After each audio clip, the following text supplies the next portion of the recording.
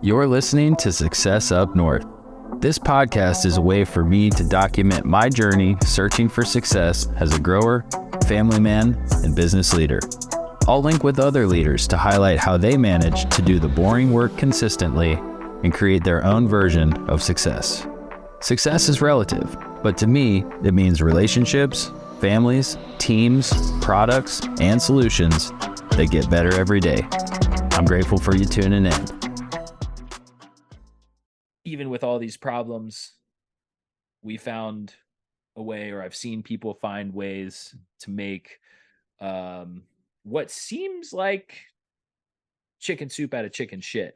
I wouldn't say it's, garbage in, fire out scenario, but I've seen some miracles happen in crazy ways when these things are not taken care of, like I'm describing. But I'm curious, like, you got anything else you want to slather on the top of that mess of So, so yeah, of course. I mean, we could literally just not stop talking about this. I think this is probably what I could talk about, for the rest of my life. But it's one of those things, right? Like it's those character building type situations where it's make it or break it.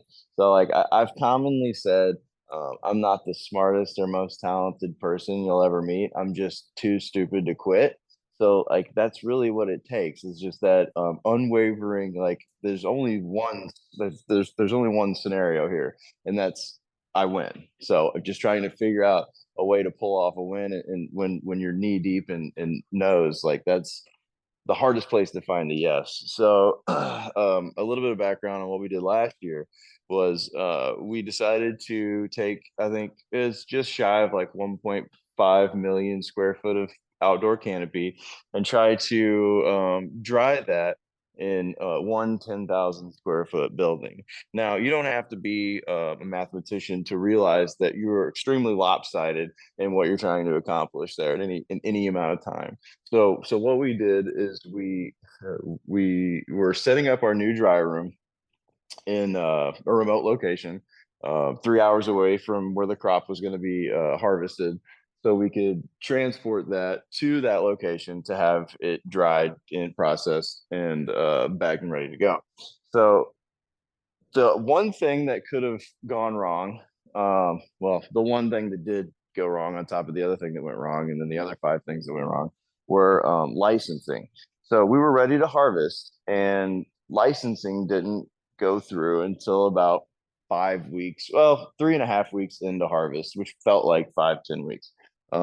So we were trying to push that product through that 10,000 square foot building as diligently and as quick as we could without doing anything, too crazy here or there, without like trying to flash dry everything. And we finally got to the point where we got that building ready to go. It was 80,000 square feet of dry space, and we filled that in about 3 days. And then we were truly fucked at that point. So at that point, what we did is we shut down our indoor grow and started drying our outdoor weed through that facility. So all in, we were somewhere around 110 to 120,000 square feet of dry space, and it still wasn't enough. We ended up flipping those three locations, a series of at least 6 times, and we didn't finish drying everything till about November 7th. So I've got a personal like hard stop on 10/31. No matter what, we're getting harvest down by November 1st. I still have a crop to go longer than October 31st, for better or worse. But here in Michigan, it's just so unforgiving. Like you don't have much longer than that. Like I think after 10/15, everybody should start to get nervous. The oh locals hell don't yeah. necessarily, but I do.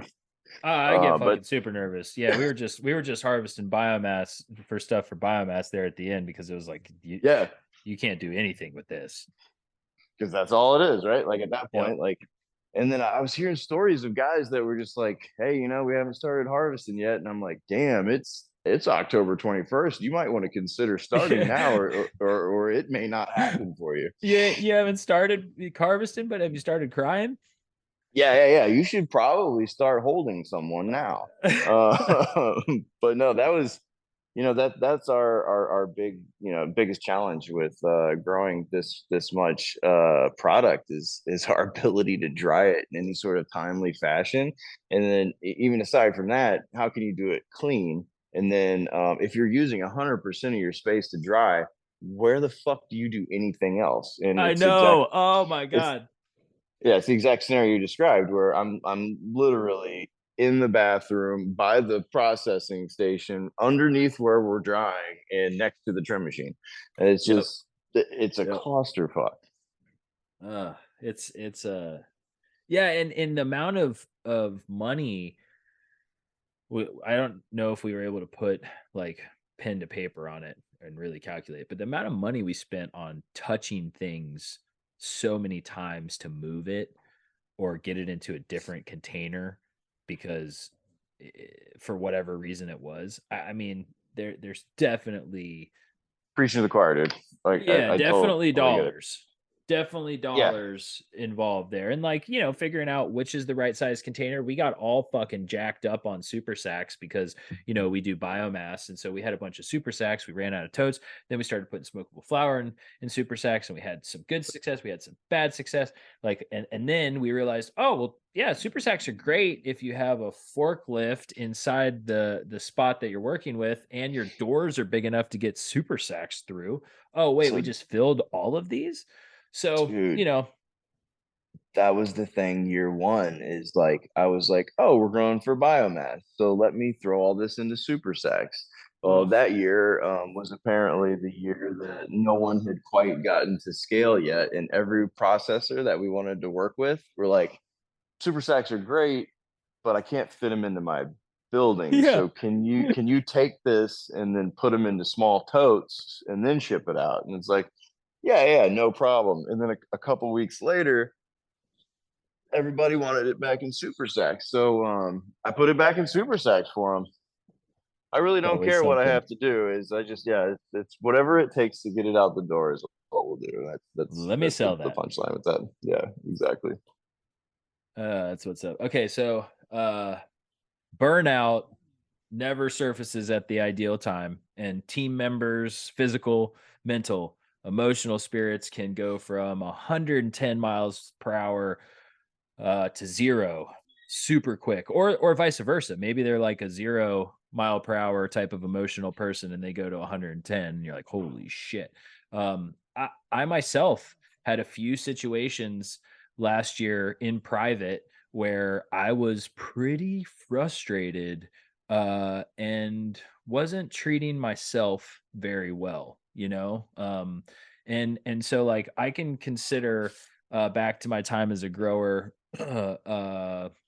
the ornamental days when we had big pushes in early spring, and then for poinsettia, chrysanthemums.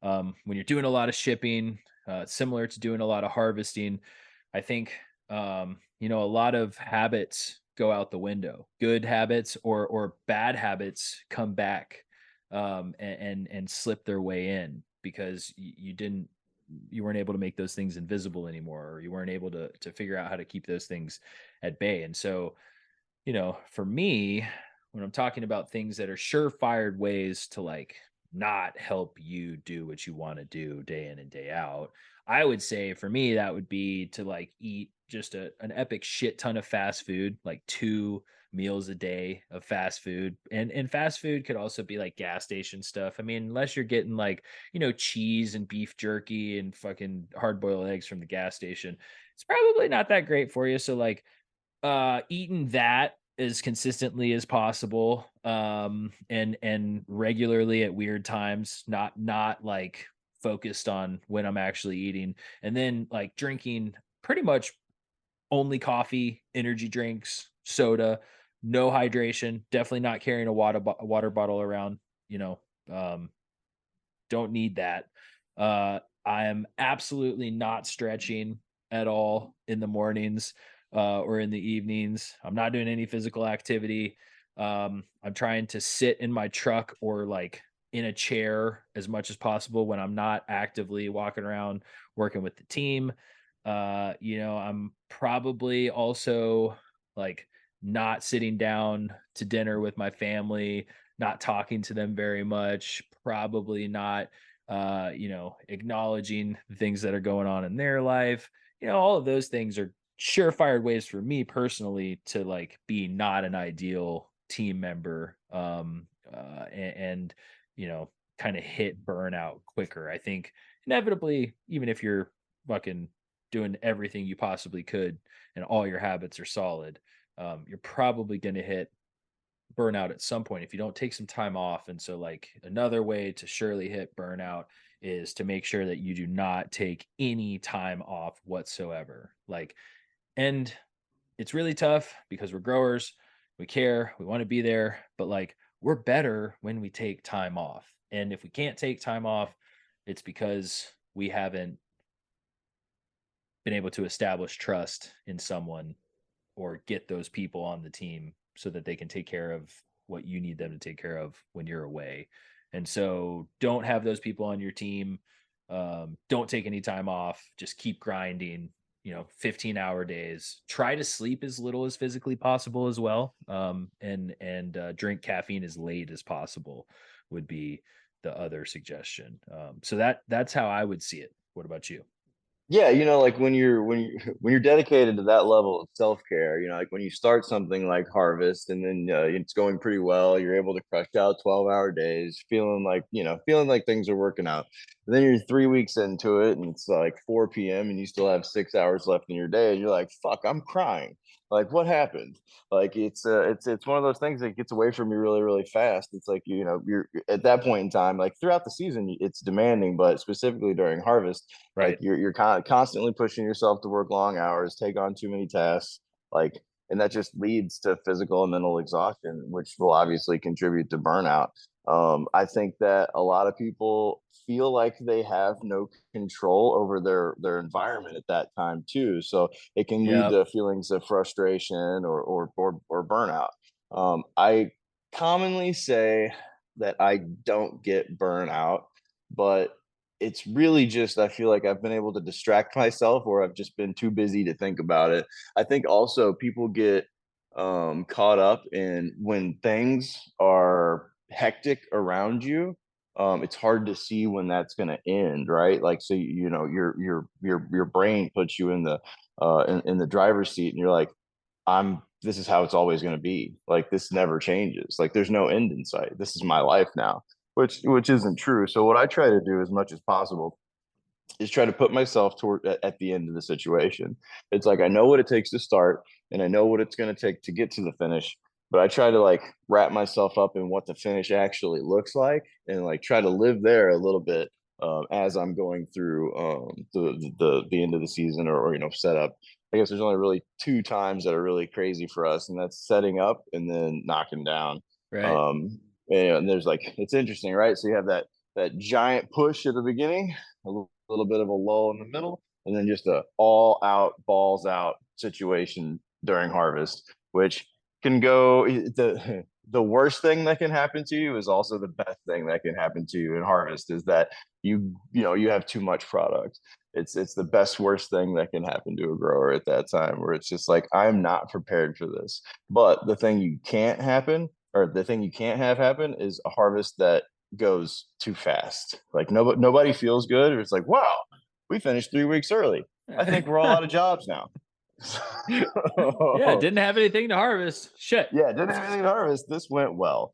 But it can be high pressure and high stress, and like when it comes to meeting like tight deadlines, and you're trying to navigate those like complex situations where it's like, I have to harvest now? It's raining. Do I harvest in the rain? Should I have spent more time on it yesterday? Do I take today off? And then you're like, well, if I take today off, then let's just say that maybe I take one day a week off. And it's like, if I take one day a week off in 4 weeks, I'm almost down a week. So I can't take any time off. So we're harvesting in the rain and a myriad of other bad decisions that you can make during harvest. So I think the thing, and I feel like we're just talking about harvest now, which is literally, I feel like the thing I spend all my time thinking about is like, man, how can I make this situation even 1% better? And we're actually putting a lot of pressure on that this season. So I'm hoping that we'll be able to harvest about 40% more canopy this year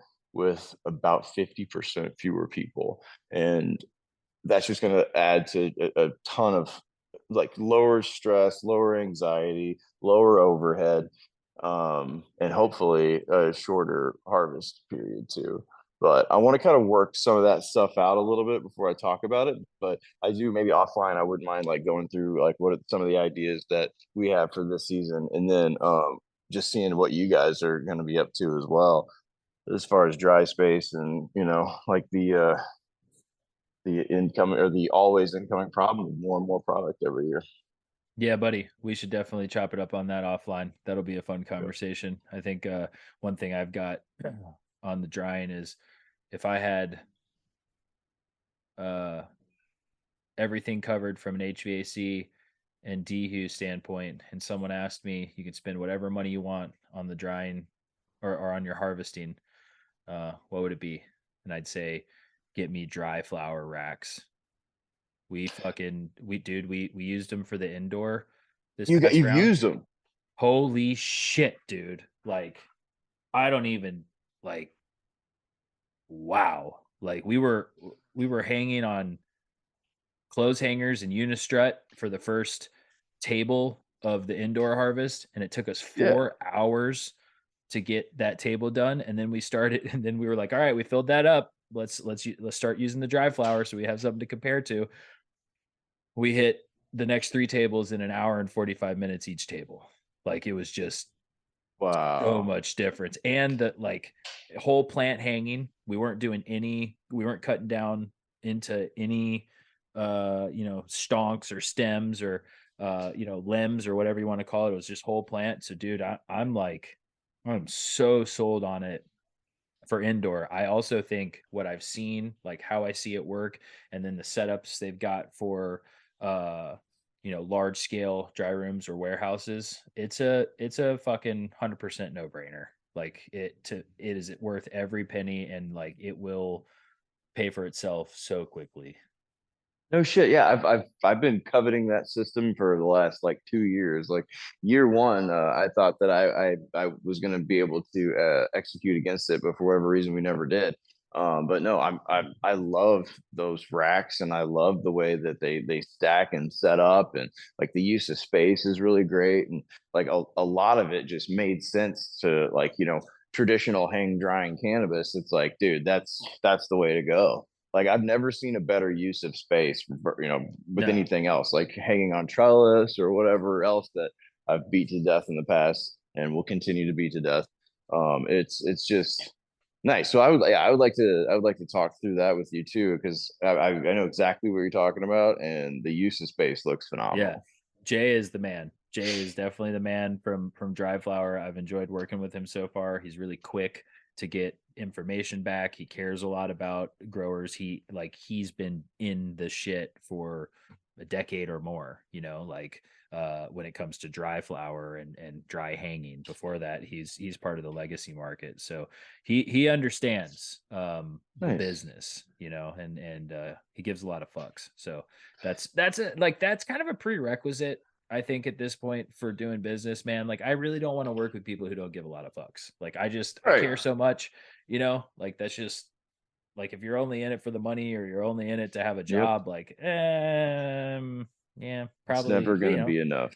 no, no, no, exactly, exactly. So, what are some strategies you've used to like we talked about some of the stuff you use to pull yourself out of the bullshit, but what's something that you've used to motivate the team, like during that like holy shit? And I really liked what you said about like envisioning the future, like and talking about what's next, like and giving the team updates. That was something I tried to do at morning stretches every time. Like, hey, we're headed here. We got this much done. That's drying. It's going to be pulled down at this point. We're going to have this. We're going to be processing it. And listen, once we're done drying all this, and then we're moving on to trimming.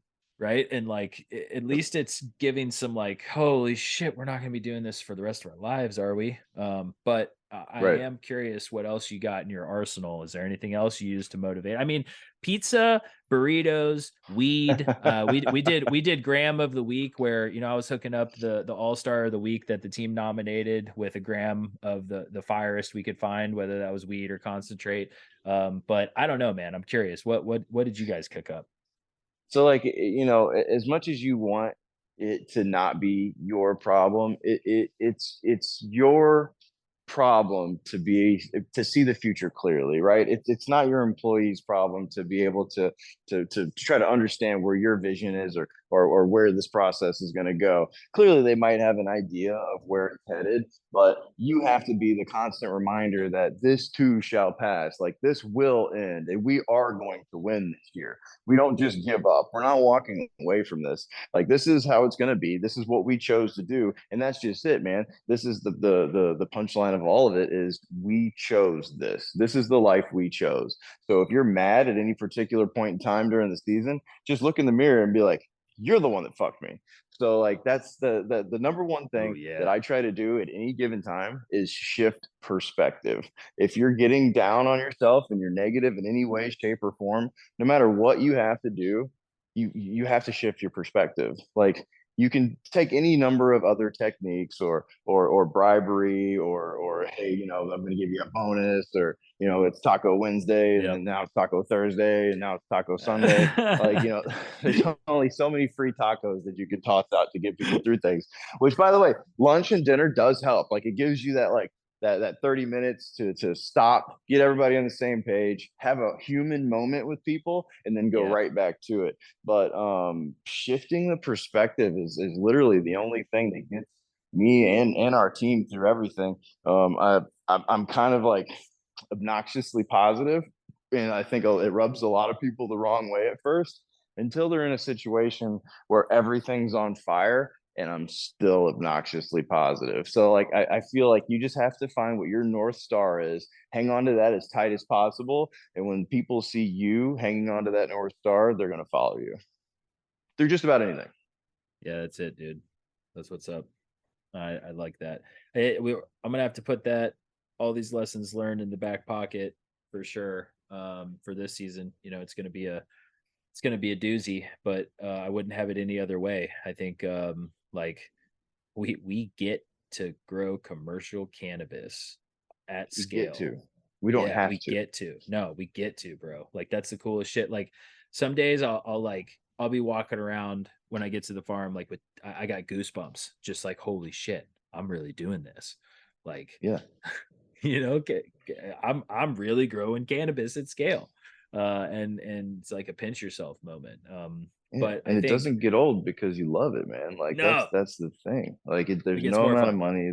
Yeah, it just gets more and more fun. Like, fulfillment is super underrated in society right now, for whatever reason. People are super dollar focused, and when am I going to retire?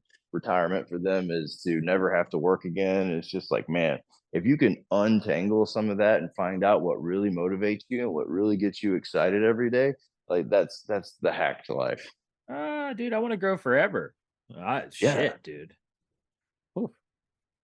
Yeah. Yeah, But as soon as you stop moving, it's over. yeah, that's it. Yeah. You gotta keep going. Gotta keep going. And growing I'll never know it all. I will always be a Nope. learn it all. That's the best thing about growing. So when I've been to other operations, or I get chances to connect with other growers, uh I've often said, oh well, I've never seen that before, or damn, never heard of that.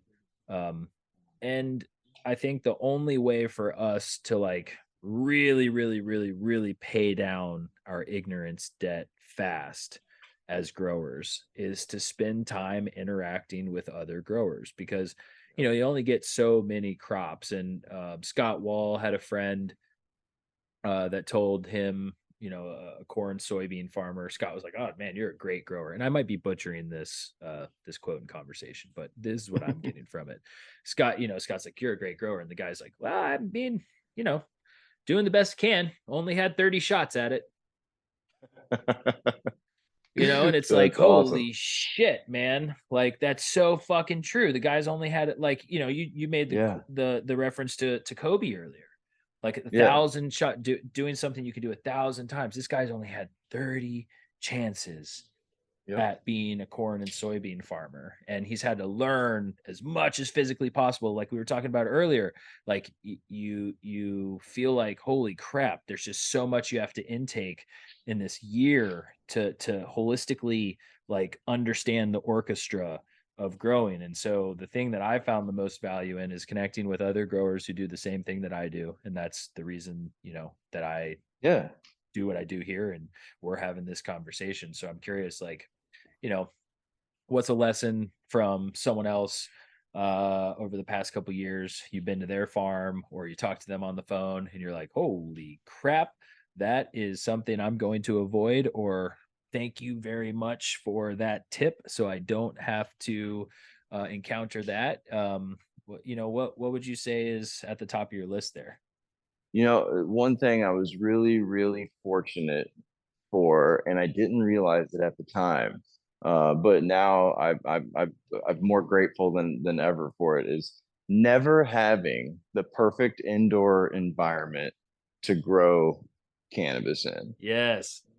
Because now I know exactly what it takes to wrestle a building or wrestle an environment or a Yeah. greenhouse into submission versus, oh, my sensors aren't working, so that crop's dead now, or my whatever isn't working, so now this is compromised. And it's just like, well, at the end of the day, you do have the final say and you can control whatever situation that you're up against. So all you have to do is make the decision that you're going to win that day and decide to actually win. Like, I think a lot of people know what to do, but the execution is what really holds them up. And it's just like, Yep. if you can separate yourself with things that, the fact that things aren't going well, and then just try to do something versus I'll come back tomorrow, you're going to be in a better position. Like, just try to find fewer and fewer reasons to not act.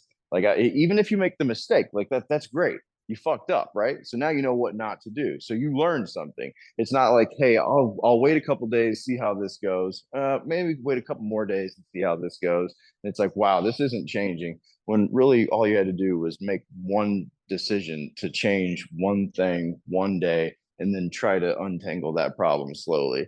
I feel like a lot of people, they underestimate what they can do in 1 year and overestimate what they can do in 10 years. So it's easy. It just goes back to like trying to shift your perspective as much as possible. Like, the thing I hated the most, like coming up in the first 5 years of my career, was never having the perfect environment. Now, if you would have told me that 10 years later that I would be singing the praises of never having the perfect environment, I'd call you crazy. But now I know exactly what to do in some of like the stickiest situations you can get yourself in. Yeah, you can grow. You can pretty much grow anywhere. I think there's Literally, a even yeah. Southwest Michigan. Yeah, there's a lot of guys out there that are like, "Oh yeah, I've got a Dutch glass greenhouse. I got Priva controls. Everything's fully automated." And hey, man, more power to you. I've Right. been there. I've been there before with ornamentals. It was pretty sick, and I was able to be pretty much, the single operating grower, other than the team out there carrying out the actions for that large of a space. So what it did was it allowed me to scale my decision making and things like that, but it didn't make me any better at growing. It was better tools, and I learned how to use them. But the the true value of the time I spent in ornamentals and out west was growing in really shitty greenhouses, Yep. like really shitty greenhouses, and trying to figure out how to grow cannabis in really shitty greenhouses, and how to fuck up a bunch of propagation using, poinsettia propagation techniques like that. Like, that's the way we learn, and that's the fun in it. So I think for me, I'm trying to one thing that I definitely didn't know that I thought was interesting that proved me wrong last year was there was this grower down the road that was kind of coming in late to the game, and they were cutting down like a stand of forest to grow on. And I kept telling them like, oh, you guys are gonna have to you're gonna have to do some sort of seeding to outcompete the weeds that you're gonna have. I was pretty adamant about that, and they cut everything down and they planted in it, and no weeds came. Interesting. And I was like, wait, why don't you guys have weeds and we have fucking 6 foot tall weeds trying to wrap around the main stem of our plant? Like, what is going on? And then, oh, well, it was a fucking mature stand of forest. Like, it's a completely different set of seed bed underneath, like in the soil. So like what's down there, not the same reserves that would be down there if it wasn't a mature stand of forest before. So like that was a really interesting lesson where it's like, hey, if you're going to cut down trees out here to start a new plot, like maybe you don't have to consider putting out near as much cover crop seed if you were going to do it that way, or maybe you don't even need to spend the money on ground cover for the first year. So that was an interesting lesson. I also this guy decided to put drain fittings, PVC drain fittings instead of pressure fittings on the irrigation system. And so it was really interesting to see that thing blow out Oh no. a few different times until they figured that out. So that was a lesson that, I'm not going to say that I'm like a really great plumber by any means when it comes to irrigation, but like I definitely know the difference between the drain and the pressure fitting. So I like doubled down on that one. Like, holy shit, dude, don't do that, because that sucked seeing them have to fix that. Luckily, these guys did not take the advice we gave them to go below ground with it, because they would have had to do a lot more digging to fix that problem. But they suffered the consequences of being above ground later on, not being able to drive equipment over it, all that kind of jazz. So lessons learned for sure, man. I think the coolest thing about growing is there's so many different ways to do it, and your context is never going to be the same as someone else's. And that it could be like every variable is the same except for the ownership. Right. And you have a completely different outcome. I will share this with you. This just popped up. Is I got invited to go into, at the time, one of the most well put together, state of the art, like healthiest crops I've ever seen, consistent environments dialed in. The clones that they were cutting were like far and above and beyond anything that I could ever hope to try to achieve at the time. And then I watched this company kill it and kill it and kill it. And then they decided to take all, but this is kind of before they first had their first sales on the rec market in Washington. They took all of that product and they put it into holiday specific packaging, which seemed like a good idea at the time when it was, November and December. But when they were trying to sell that shit in May, it didn't have the same impact. So that's a don't tough one, dude. don't use holiday specific packaging for anything ever. Oh, that's a great one. How about the old don't grow just one cultivar? Oh yeah, that's another thing. They had like one strain. Yeah, I love, there's a few guys that I really like. I love them to death. I think they're good guys, but I can't get through to them when year over year they're growing one or two of the same strain, and we're talking, in December and January. I'm like, hi, how are sales going? Oh, they're going okay, but it'd be better there if we had 5 or 6 more strains, but we're just waiting for people to take it. Oh man, that's and they probably do a really really great job at the handful of strains that they grow, right? Like so, it's really hard. They crush it. Yeah, No, exactly. it's good. It's good quality. Exactly.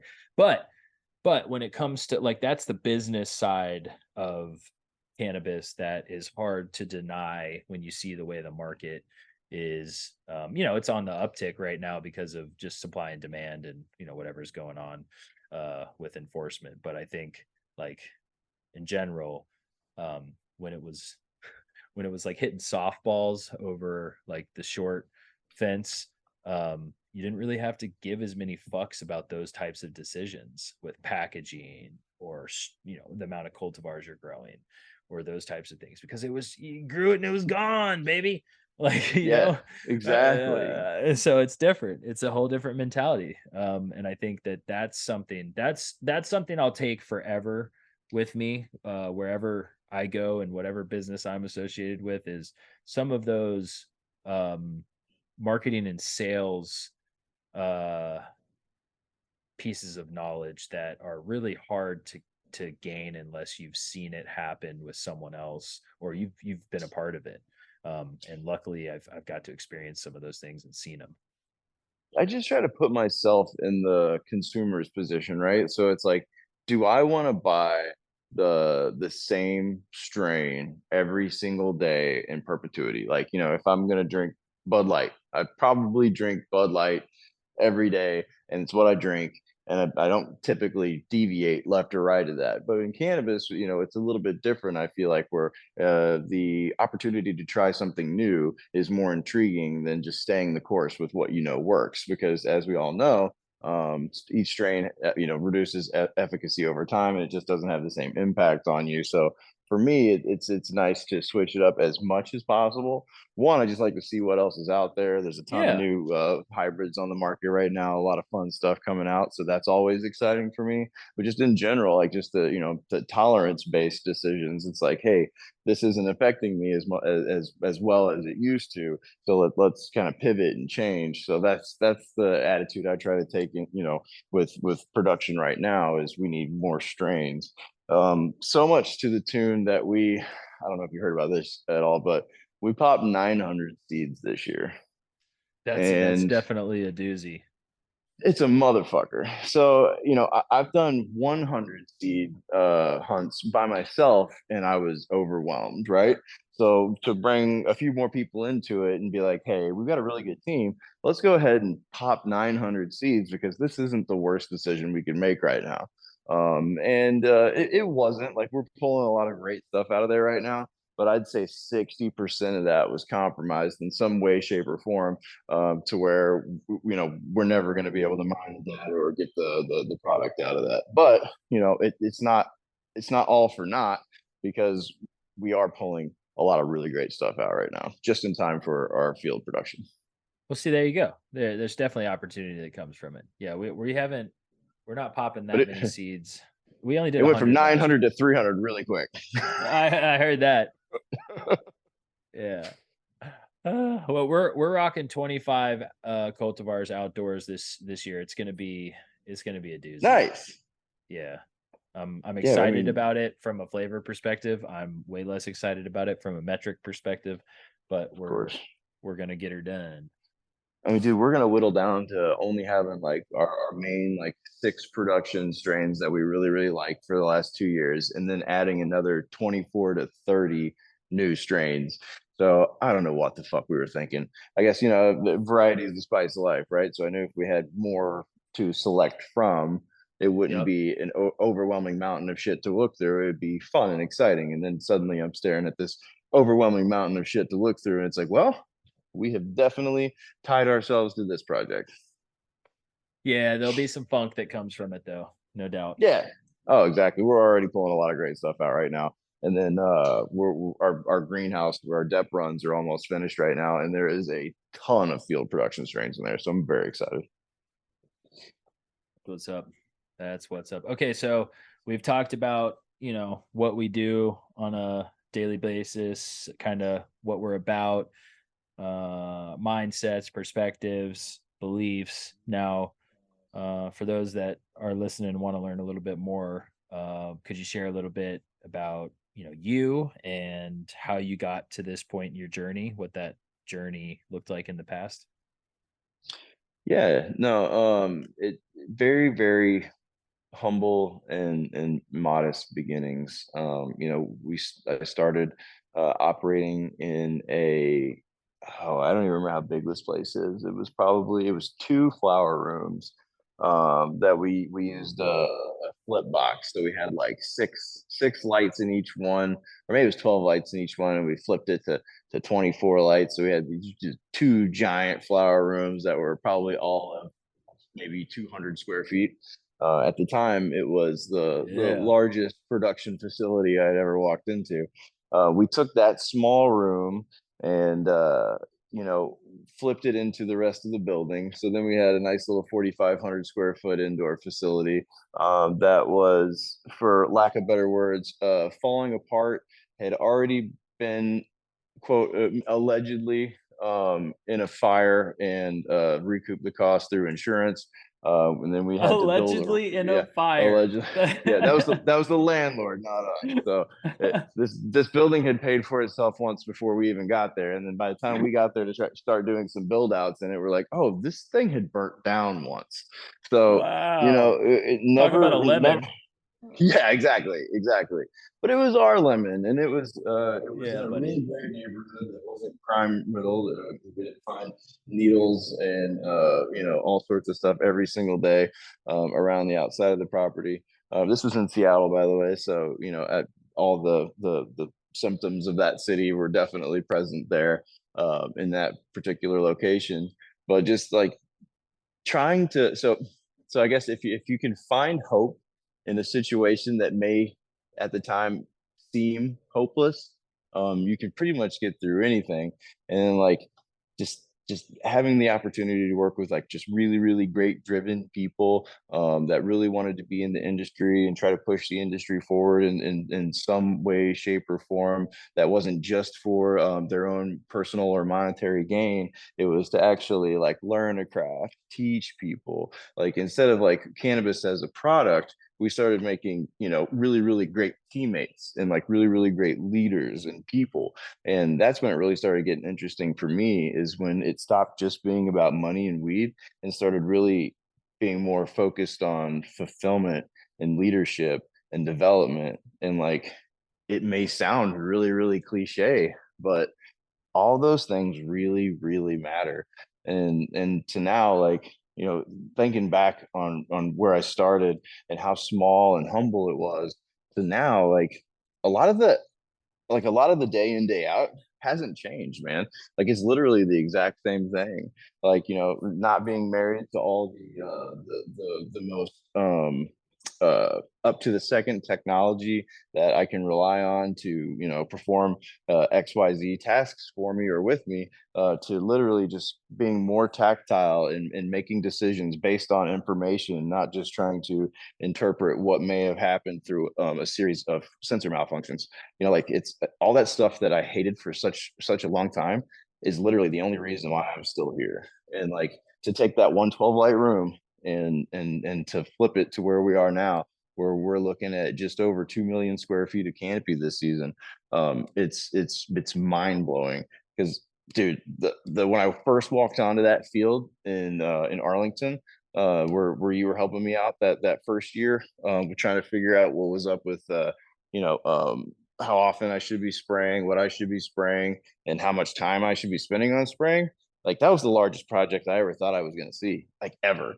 And now we're starting to just stack these massive projects together, and I get more and more excited about it the more I think about it. So it's very humbling to think that someone who has no experience and just if you have no experience and you have nothing to lose, the only thing you have to do is gain. Like you only gain. And there's through a series of really bad decisions, and then only trying to figure out, you know, how to get yourself out of it over and over again, is the only way I think you're going to build what it takes to continue in this or any industry, really. Like you just have to develop the passion for what you're doing. And you may start one place and be doing the same thing every single day, but mentally end up in a very different place at the end of it. So I'm really grateful for everyone who's helped me out, including yourself, to get to where we're at right now. But it's literally without building a team of growers to talk to on a semi every daily up, second minute basis, I would probably be lost. Like, you have to be able to share these ideas, and like the good or bad, with somebody, and they have to be able to be like, yeah, like, I think you're onto something, or like, no, you're completely fucking wrong and you should not do that. Like, that's just being able to put yourself out there and get hit in the face and then keep at it is I think the kind of the punchline of everything that we're doing right now. And it doesn't mean that you're right all the time, and you don't have to be right all the time. In fact, if you're right all the time, you're probably just never pushing yourself. So I think that Yeah. in order to be successful, you have to be a failure. Yeah, you're not a failure if you don't quit. Exactly. No, but yeah, I mean, that's kind of that's really how I think about it, man. It's the people and the places and the lessons learned in the times where you think everything's going wrong and that you should quit and give up and get out of here because this isn't you, and you don't know how the fuck you got here anyway. But like, you continue to just persevere through that push. You can literally do whatever you want. You just have to want to do it. Dig that. Really dig that perspective. So you shared a little bit about um, who you're grateful for. Definitely grateful for our friendship, but I'm curious more about who you might be grateful for outside of work or mentors, things like that, people who have helped you get to where you're at, maybe that aren't in the day to day of the farming. You know, there's a short list of people that I think about every single day, and the number one on this on the list right now has got to be it's got to be my dad. Like, if it wasn't for him, like, stepping back and allowing me to fuck up over and over and over again, I don't think that I would be nearly as happy as I am right now. And like, while he may not be around anymore, everything he's ever said to me resonates every single day. And right now, like, my biggest regret is when something amazing happens to me in my career, I immediately go to try to call him. And that's no longer there anymore. But I get to share that with other people now. So while that door may be closed, it opened up several other doors and avenues and other people to talk to about these things. So um, when it looks like the worst that could happen happens, there's probably a reason for it, and it's up to you to find a positive spin, or some shift in perspective to make that even more special. Thanks for sharing that, man. That was special. Well, I damn could talk to you for another 5 hours today. I think both of us have children and probably catching up on planning and making phone calls and stuff like that for what we got in store for this season. So Yeah, I'm yeah. gonna let you bounce. I took a vacation for a week, and now I'm just going to be down a week for the rest of the year, I feel like. So, Yeah. lesson learned, don't take any time off. No, I'm kidding. No, what I'm thinking is like it's just a lot more like regular half days or 1 days. Like I think like I Yeah. the longer I'm away, I feel like the more I have to catch up on and the more like I missed out on. But I feel like if I'm more frequent for shorter durations, I'll probably get the same impact. Uh I don't know. Same impact but less feelings of this isn't what I want to do. And then, like, I found too that when you step away, you find out who's going to step up. And I think that's more valuable than even you taking the time off. Sometimes it's like learning who that next man up is going to be, or learning who actually does care. Because obviously, you assume that everyone you work with cares to some degree, but then when you pull yourself out of the equation people around you have a little more a better idea of what you actually bring to the table and what you're, what they don't see you doing on the day to day. That, when they get a taste of that, they actually have a little bit more appreciation for what you bring to the situation too. So I think taking time off definitely matters, but you can learn a lot more from it than just now I'm rested and ready to go back. It's like, wow, well, what else went right? So Yeah, that's cool. I dig that perspective a bunch. That's some silver lining of the vacation, taking time off. Fuck yeah. You just got to keep looking for it, right? If you don't look for buddy. it, you'll never fucking find it. Keep pulling at them strings. Hell yeah. Well, man, as always, grateful for you, your time, your knowledge, friendship. We'll do this again. Maybe we should do this again as the season's finishing up. That would be cool. Yeah, no, I mean, I know you said you want to get into it maybe 4 or 6 weeks from now too. I think that would be great. I wouldn't mind checking in with you a couple of times through the season if you got time. That's what's up, dude. You were listening to Success Up North. If you enjoyed this episode, please hit subscribe, rate the podcast, and leave a review. The true litmus test of this podcast's impact is what listeners say about it. If you found value in this content, please share it with others. If you'd like access to video and written content like this, let's connect on LinkedIn. Until next time, just grow with it.